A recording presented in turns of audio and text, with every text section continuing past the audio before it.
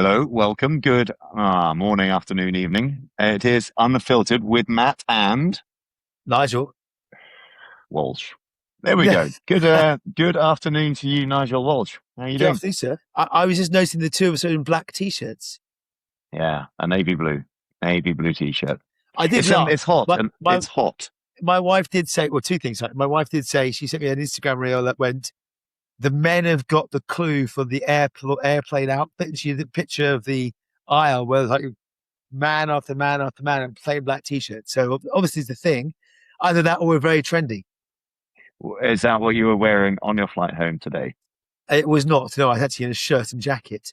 So Ah, there you go. But I very got good. changed the shower when I got home. And then the second thing, of course, is yes, it's hot. I think we've spent the entire time walking around going, oh my God, it's too hot. So for those in non-UK or European countries, it's currently, I don't know, what is it, 33 here, 32, and it's like Yeah, it 90 was degrees elsewhere. It's warm. toasty, Yeah. toasty. How's New York this week, weather-wise? Sorry to Very be so good. British. It's actually cooler than the UK.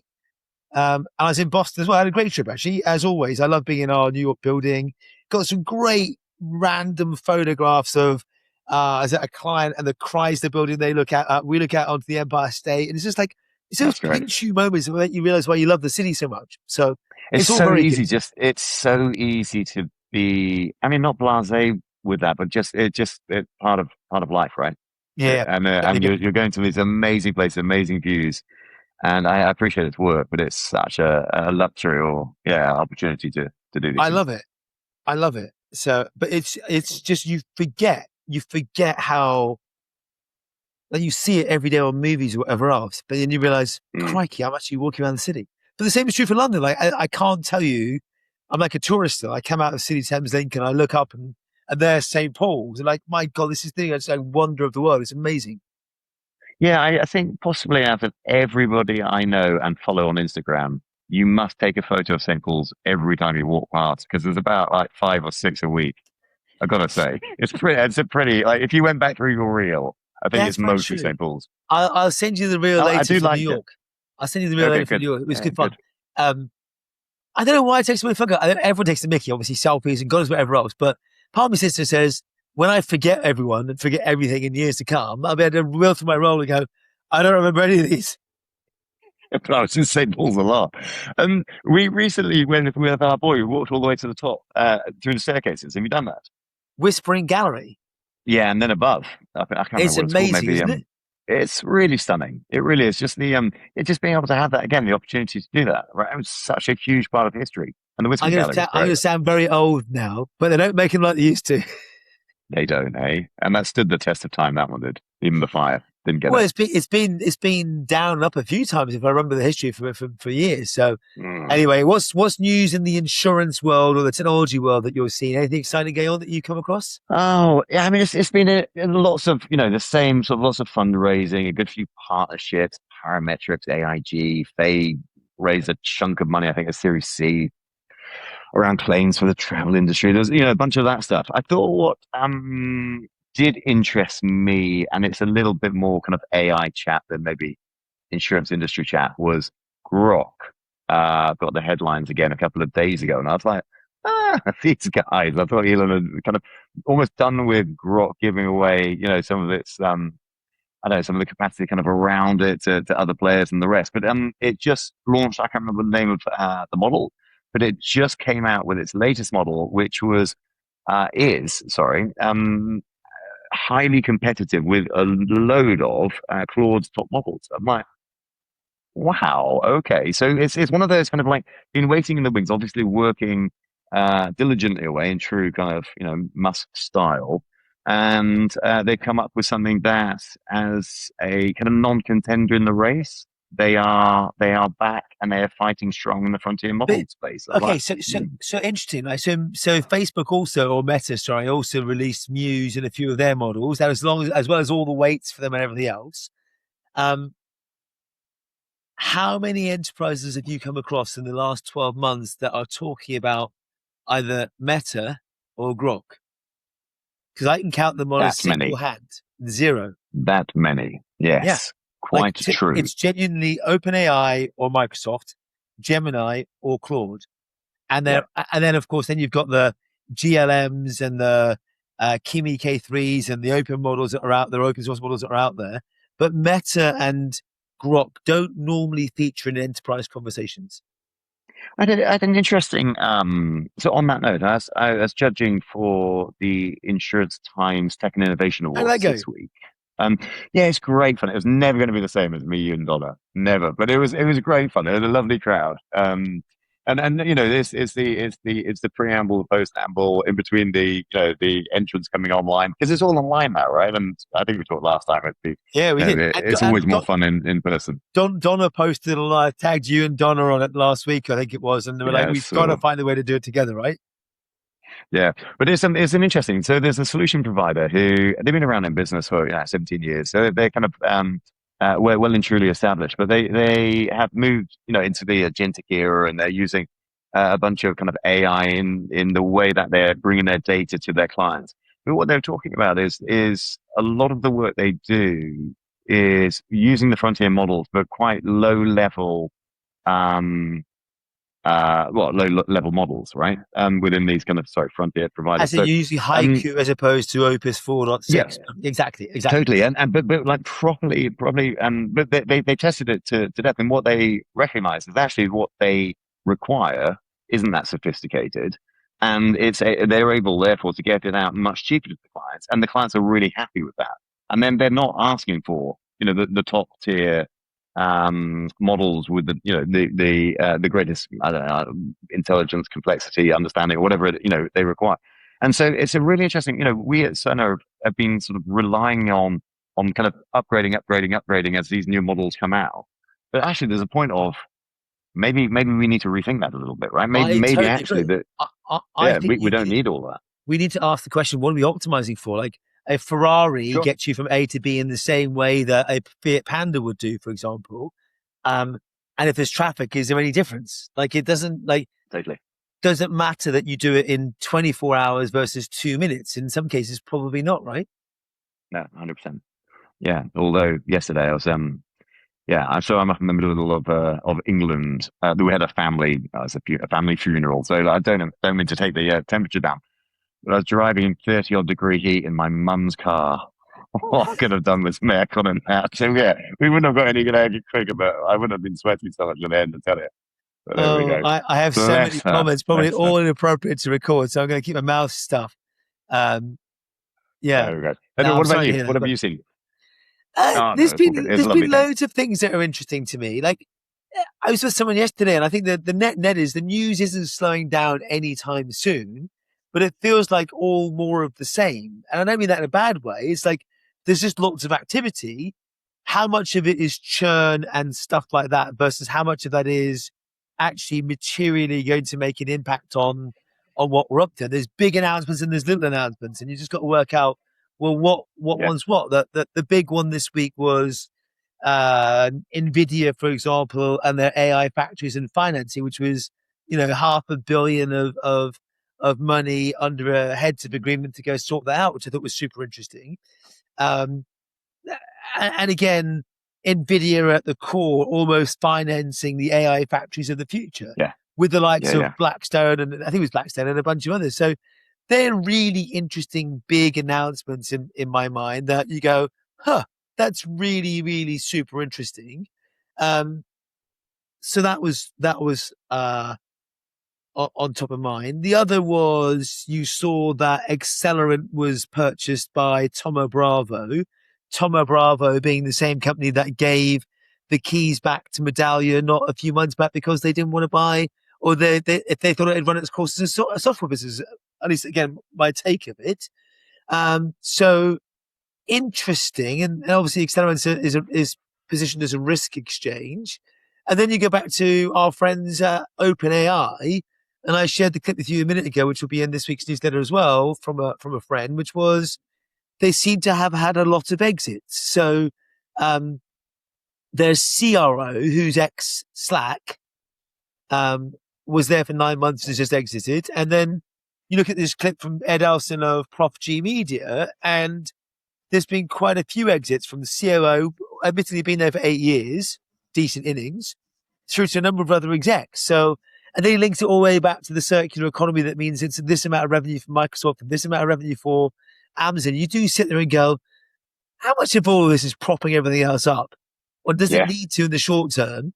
And you saw the debate 6 months ago about circular economy and circular funding. So uh, it's intriguing and interesting in one way. But you shared the clip with me, and it's, I mean, we were talking sort of, I don't know, what's it, eight, nine, 10 roles, right? I mean, and these are all senior figures. Yeah. Um, yeah, it is. It's really, I mean, that's never a good signal. Never a good signal, right? And yeah, Or again, Captain Optimistic, as you know, or they say the people that got us here are going to get us to the next phase. We need to change that, which is totally cool too. yeah, and yeah. So, and what we don't know, right, Yeah, is or there's how they there's left. always three sides to every story, right? You know, our side, your side, and the truth. So Yeah, there you go. Interesting. You come back, rewinding a little to yeah. You just there's continuous kind of big deals. There's buoyancy in the market. It looks feels positive, and I think how we talk about the work we're doing at Sonar and Service now. It all seems very upbeat, and we're moving in the right direction, which is a great thing. I was just off without giving details away. I was just off a board advisory call with the ITC Vegas guys, which I sit on. And again, they were talking about, and it's really interesting using that as a kind of proxy for what else we're seeing in the industry. And they were sharing the floor plan and talking through kind of commercially where they're at, and it's just really really positive, and like I'm really glad as well. It looks like it's going to be a great event, and we'll be doing more around that. I know both our companies will as well with them, but it's we're talking about kind of the big sponsors that are coming in, the size of the booths that are being taken, the types of companies that are involved, and it's like, and it's just, so I asked Nicole, who is the president of ITC Vegas, kind of her rationale for that, and it's just a whole load of things of everything from you've been in market for a long time to some of these companies start small with them and they grow those yeah, relationships, but also just completely. the industry is so big and so broad, and it's had a good run, right? And so we're coming into we've got some cash to put down, and for some they've consolidated away from it elsewhere and put it into Vegas, and others are playing um I playing I their shots and getting returns. So it's great to It's see. interesting. I often talk about the 10-year overnight success for startups because you look at the ones that have exited and done some cool stuff. Um, they are 10 years in the making. And to be fair, ITC is what, its 10th year or 11th year this year.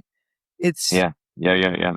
they're not like, you don't, maybe the velocity of startups these days is now 2 or 3 years because of the technology before they get acquired or exit or consumed by a bigger organization. But these sorts of industry changes, bar or what we're up to, do take 10 years. I'd love to compare the messaging in year one. Maybe it's a question back to Jay Weintraub and co. to Mm, messaging today and what's different.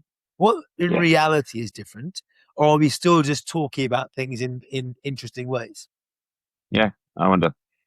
But I mean, it's certainly evolved, right? I remember chatting with Jay about that because he got it to a really decent size, but then I think he was himself kind of amazed, the progress Yeah, it took sort of beyond his tenure, right? And and it just jumps, right? it's a beast, yeah. It's a beast of an event, but if you know how it works and what you're going there for is, it works well. And yeah, we were saying earlier before the call, it'd be great to get Bill on the call next week and see if we can, chat it through and see what we can expect for those who are going. So yeah, Yeah, it's super cool. cool, It's very cool. super cool. Another favorite of mine this week was, and I'm still wearing my whoop. Are you still naked? Oh, Look at I don't this. believe it. Look at this. Didn't exist.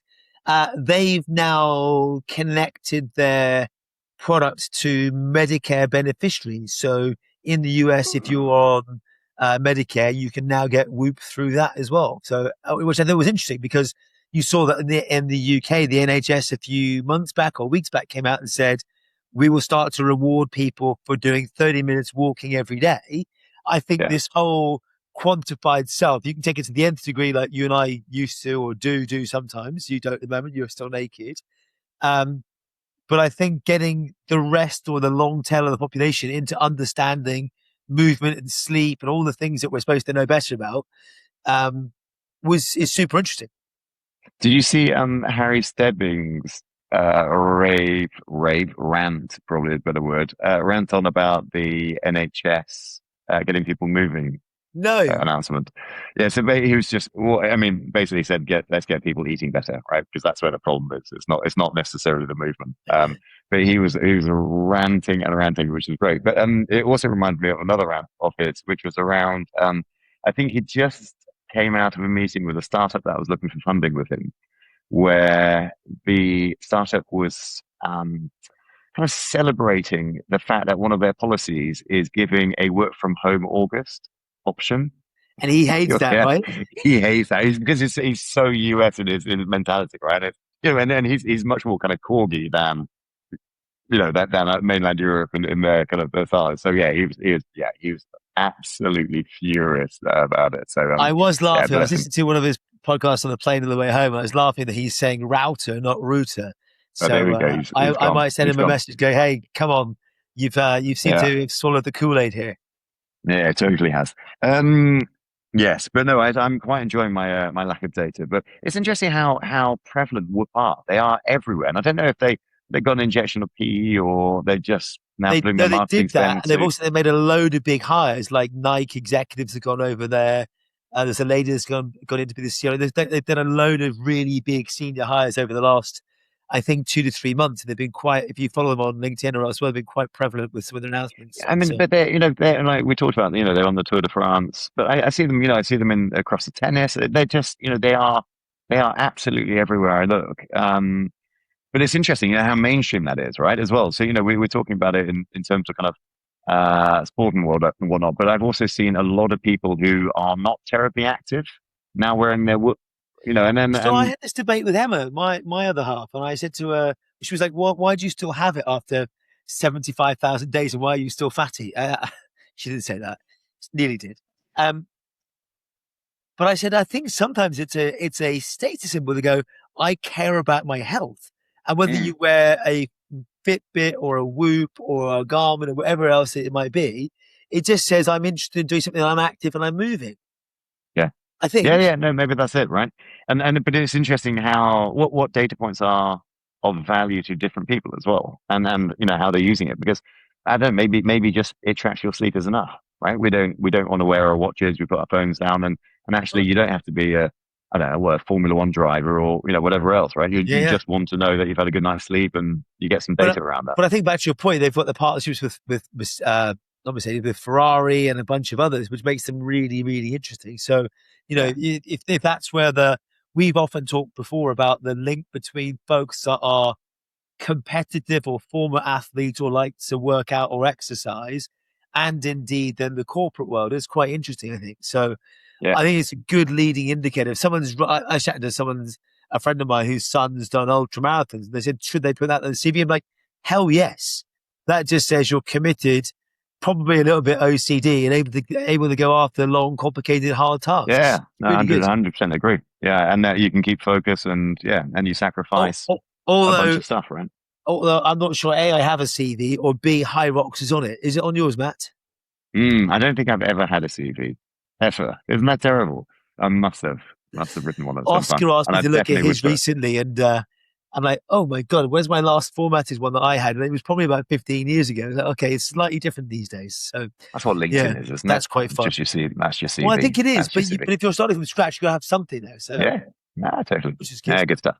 Right. It is the weekend. I've had because of yesterday and today has been a couple of calls, but mostly off. It feels like I've had my weekend. I should be going back to work. It's Saturday tomorrow, isn't it? It is Saturday There we tomorrow. go. What's the plan for the Walsh household We are getting ready for this weekend? vacation as a proper European. I'm heading back to Italy. So Good. yeah, Good we're for you, we're mate. headed to Italy for a couple of weeks for the summer vacation with some friends, which will be really good. Looking forward to it. It'll actually be cooler than London. We were all joking earlier, going, Ah, it'll be cooler, and we won't be able to walk around going, it's so hot here. mate, that's So nice. Well, enjoy that. So I'm looking two forward to weeks. starting in Venice because I've never been, would you believe, and moving on down from there. So what about you? Yeah, lovely. Yeah, just weekend up in Rutland. So I think it's the circus tomorrow, which God help me if it's still 33 degrees and I'm sitting, tent for an afternoon. But grandma thought it'd be a nice thing for my boy, so very sweet. So off to the circus. No animals in this circus. So And again, no idea what to expect. I don't think I've ever been to a circus. You must have Um, been to a circus. I don't think I mean, I've had a pretty terrible childhood if I've never been to a circus. No, I don't think I've ever been to a circus. Wow. Um, yeah, wow, indeed. And then the pub on Sunday Rock and for a roll. Sunday roast has been cancelled apparently because he wants to sit in the pub and have a roast on a Sunday. Not like Well, this, right? Not like this. well, I not am. this. So there But we look, go, it's barbecue in the it's mid garden. August. It's mid August, and within 2 weeks' time, we'll be hitting September, and we'll I be know, full I on know. conference season. It'll be ITC. It'll be all the regional shows. We've got loads of Service Now World Forums from Toronto, London, Sydney. Like there's just a boatload going on. Like, and then it gets into before we know it, we'll be sitting here going, "God, it's so Yeah. cold, and it's Christmas." Well, totally right. And then it's dark and all the rest. No, I love it. I absolutely love it. So yeah, You know what? We've enjoy spoken this. loads about weather today, but we haven't mentioned wildfires one bit. And England That's is true. burning. I haven't. Tell me more. I don't know what is going on in England. uh, Weirdly, I as know a lot in elsewhere. as in grass fires all Yeah. over the UK, not all over, but in hotspots around the UK. Given that Ah, we reached was it 38 degrees for the first time yeah, in yeah, a yeah, very long yeah, time. It's our yeah. fifth or sixth heat wave, and then you look at the news and you look at flash random extreme floods in Japan. Is that right? I haven't seen that. I don't think I've read the news. How can I you think be a that's what I'm. British citizen and not look at what's going on in the weather? Oh, because it's incredibly depressing, isn't it? Apart from the weather bit. So we've got fires in England as well, have we? That's Fires in tough. England. Yeah, Well, just Europe's been burning for weeks, I right? And it's know, like, and it's just yeah, it's so sad to see, and it's yeah, having it close to home's awful, so you awful have to to hear. think But about it from an insurance perspective and go, in years to come, will we have different types of yeah, rescue or capability or early warning or the wildfire models that we developed at Google from um, the cool stuff Sarah and Josh and the folks at X were building with Bellwether? Is that being more applicable to the UK now, given what we're seeing in Europe as temperatures heat up year after year after year? yeah, yeah. No, but also we're doing so much stuff with our plants around what does prevention look like, right? And Yeah. that's maybe part of what you're saying as well. It's just like how do we shift from a payout into actually we stop this stuff happening and and we protect our homes, our buildings, our Yeah. properties, our businesses, and all the rest, right? So Yeah. yeah, I think So, it's really interesting. And then what role does an insurer have to play in that? And is it are they permissioned to play in that prevention space? I totally believe they are. And then actually, what does that look like in the future? And then how quick do we get there, right? Because it's definitely heating up. and then we could go on for hours. I've been reading about where all the investments going. Funny enough, AI was at 99.5% of investments going to AI. What about the wildfire models? What about the things that feed all these things that we need afterwards? So I'm really curious and excited to see the next couple of months and see how these things play out. Yeah, me too. And also going back to OpenAI as well, just seeing what shape because it's them as you said versus Claude versus Gemini at the moment. Yeah. Here comes Are they Grok, going to stay a but it's B2C business or will they be a B2B business? Like our CMO, Colin Fleming, left ServiceNow to become their be their CMO. A good friend of mine, Farouk's gone across from Cloudflare to run their cyber business. Like it's good. They'll be just fine, is my honest answer, I'm sure. yeah. But it's interesting to see the evolution of things that are going on. Yeah, it is. It So is. It is. exciting times Very ahead. cool. Yeah. Mate, have the Enjoy. most wonderful of holidays. That's all I I can will say. speak to you. Of course, I'll speak to you. Enjoy Rutland, sir. Thank you. I will. Rutshire. I want to Yeah, I see will. I want to see a post from you on LinkedIn on Monday. 10 lessons I learned from going to the circus in Yeah, Rutland. well, if you take a fan, that's number one. Right, Here's I to will. men in black shirts. That's it. Cheers. Have a Stay well, a buddy. lovely trip, mate. Cheers, bud. Bye.